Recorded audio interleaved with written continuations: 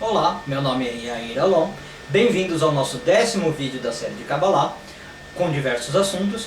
Hoje a gente vai falar da questão da fé, da reza dentro da Kabbalah, da fé e da reza.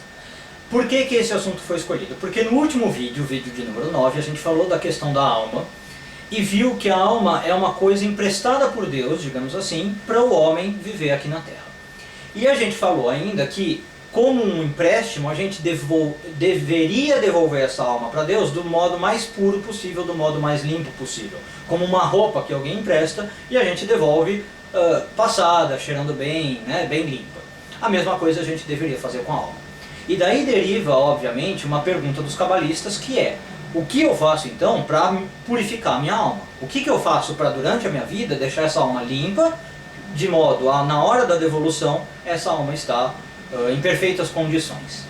E aí o que os cabalistas respondem, já na verdade tirando aí dentro do judaísmo e da Bíblia, é que existem mandamentos, chamados em hebraico mitzvot, que uma pessoa deve cumprir, e através desses mandamentos a gente está purificando a alma. E quantos são esses mandamentos? Se você fizer uma conta na Bíblia, abrir lá e contar, são 613 mandamentos. Esses 613 mandamentos são divididos em duas partes, na verdade, tá? A gente tem 365 mandamentos de um lado e 248 mandamentos do outro lado. Esses mandamentos são divididos entre os positivos, ou do tipo faça, coisas que a gente é obrigado a fazer e tem que fazer, e do outro lado os mandamentos negativos, do tipo não faça, coisas que a gente tem que se abster de fazer, proibições. Obviamente também esses números não são por acaso, ok? O 365 aí representa os dias do ano, existe uma ligação direta entre os dias do calendário com esses 365 mandamentos, e o 248 representa o número de órgãos no nosso corpo. A Kabbalah diz, e acho que a medicina confirma, que a gente tem 248 órgãos, cada um desses órgãos ligado ao segundo grupo de mandamentos, o dos 248. Então, com esses 613 mandamentos, que envolvem toda uma vida, digamos, todo um ano e todo o nosso corpo, a gente conseguiria purificar a alma. Agora, esse número de 613 mandamentos, obviamente que assusta a maioria das pessoas, até mesmo os próprios cabalistas e os próprios sábios. Eles falaram: nossa, é muito mandamento, 613 mandamentos que uma pessoa tem que fazer para purificar a sua alma. E na verdade os próprios sábios concluíram que não há pessoa que consiga cumprir os 613 mandamentos. Alguns por questões maiores, por forças maiores, porque, por exemplo, alguns mandamentos pediam para a gente fazer sacrifício no templo de Jerusalém, que não existe mais. E alguns mandamentos porque realmente a gente não tem o nível espiritual, o nível humano até, para cumprir.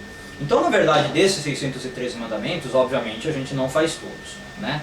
Agora, dentro desses 613, sempre tem alguns que são principais, que são uma espécie de resumo de todos os outros. Então, por exemplo, o Talmud nos conta que Davi pegou esses 613 mandamentos e resumiu em 11 mandamentos, né? No capítulo 5 dos Salmos, se você for ver, tem lá 11 mandamentos que o Davi põe como sendo equivalente aos 613. Mais para frente, a gente viu que a humanidade estava com mais dificuldade de seguir esses mandamentos. Veio o profeta Isaías e reduziu para 6 mandamentos. Então, nas profecias de Isaías você já encontra 6 mandamentos só. Depois disso, a gente vê que a humanidade continuava ainda com dificuldade, e um próximo profeta que a gente encontra é Miqueias, e ele fala de 3 mandamentos só. Esses 3 mandamentos representando os 613. Os 3 mandamentos que o Miqueias resumiu são fazer o justo, fazer o que é justo, amar a misericórdia, ser compassivo, e andar humildemente, sem orgulho, sem vaidade.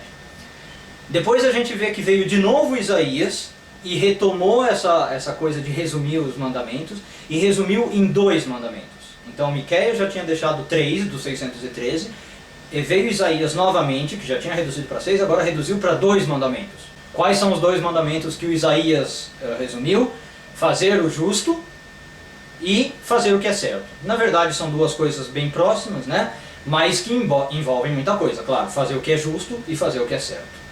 E por fim a gente vê que veio o profeta Habacuc, um profeta meio não conhecido, né? Meio desconhecido, e ele resumiu os 613 mandamentos em um só, que é viver pela fé. O justo, a pessoa realmente justa, vive pela fé. E aí, obviamente, que os cabalistas se intrigaram, né? Por que que esse único mandamento simboliza todos os outros 613? Podia ser qualquer outro que outros profetas tinham falado, podia ser fazer o justo, fazer o que é certo, viver humildemente, mas não. Por que que é o da fé que simboliza todos os outros?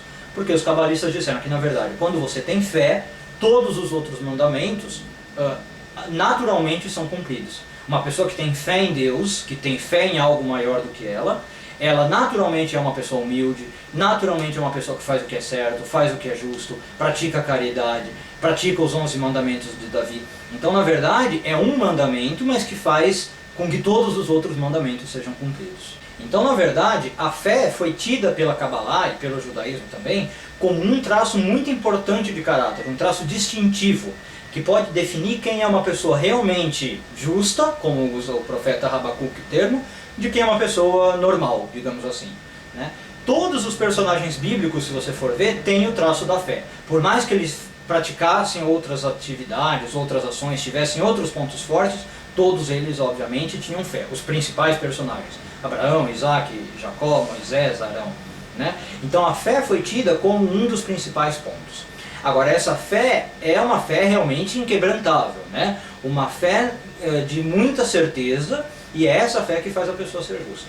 Um dos grandes modelos de justiça nesse sentido, de pessoa justa e que tinha muita fé, é o Rabi Akiva, tá? Um rabino que viveu ali por volta do século I depois de Cristo, e se conta que o Rabi Akiva era uma das pessoas que mais tinha fé nesse mundo. Conta-se inclusive uma historinha que ilustra isso, como é que ele tinha fé. Conta-se uma vez que o Rabi Akiva estava fazendo uma viagem durante a noite, ele estava lá então com o seu burrinho, com um galo que ele tinha, uma galinha, e uma lamparina, né? E ele estava fazendo essa viagem com esses pertences, foi caindo a noite, ele precisou procurar um lugar para se hospedar, uma estalagem, só que nenhuma hospedagem estava disponível, ninguém conseguia hospedar o Rabi Akiva, ele estava com os animais, enfim, e ele passou ali numa cidade, batendo de porta em porta, não achou lugar para dormir, e foi dormir então num lugar mais aberto, ao relento, né? num mato ali, num campo que ele tinha. E ele falou, fazer o quê? Se não tem lugar nenhum, algum motivo deve ter, deixa eu dormir aqui. E aí quando ele estava ali no mato, no relento, passou um vento forte e apagou a lamparina dele. Então, além disso, ele ficou ali no escuro, sem ter como acender a lamparina, mas ele falou, ok, fazer o quê? Se isso é o que aconteceu, deve ter algum motivo.